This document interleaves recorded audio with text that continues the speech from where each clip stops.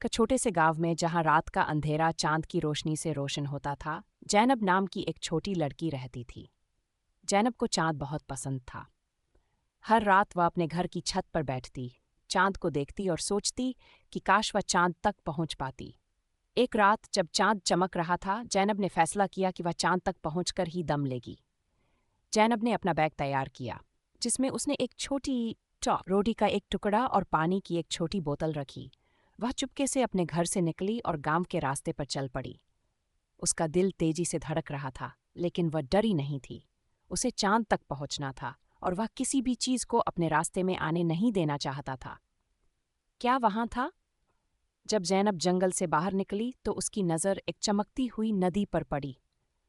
चांदनी रात में नदी का पानी चमक रहा था। जैनब नदी के किनारे बैठी पानी पीती रही और अपने चेहरे के प्रतिबिंब को देखती रही। उसे ऐसा लगा जैसे चांद उसके करीब आ गया हो। वह मुस्कुराई और अपनी यात्रा फिर ऊंची पहाड़ी पर चढ़ने लगी। पहाड़ी की चोटी पर चांद उसे बुला रहा था। जैनब ने हिम्मत जुटाई और ऊपर चढ़ गई। प्रत्येक कदम के साथ चांद करीब आता गया। जैनब को ऐसा महसूस हुआ जैसे वह अपना सपना पूरा करने वाली है। जब जैनब पहाड़ी की चोटी पर पहुंची तो उसकी सांसें रुक गई। चांद उसके सामने था, बड़ा और चमकीला। जैनब ने अपने हाथ ऊपर उठाए और चांद को छूने की कोशिश की। उसे ऐसा लगा जैसे चांद उसे देखकर मुस्कुरा रहा है। जैनब को लगा कि उसने अपना सपना पूरा कर लिया है। जैनब पहाड़ी की चोटी पर बैठी चांद को देख रही थी। उसे ऐसा लगा जैसे चांद उसे अपनी कहानी सुना रहा हो। वह खुश थी कि उसने अपना सपना पूरा कर लिया था। जैनब ने सोचा कि वह अपनी कहानी अपने गांव वालों को बताएगी, ताकि वे भी चांद की सुंदरता को महसूस कर सकें। जैनब वापस गांव की ओर चलने लगी। चांद अभी भी उसके पीछे चमक रहा था, मानो उसे अलविदा कह रहा हो। जैनब का दिल संतोष से भर गया। वह जानती थी कि चांद हमेशा उसके साथ रहेगा, चाहे वह कितनी भी दूर चली जाए।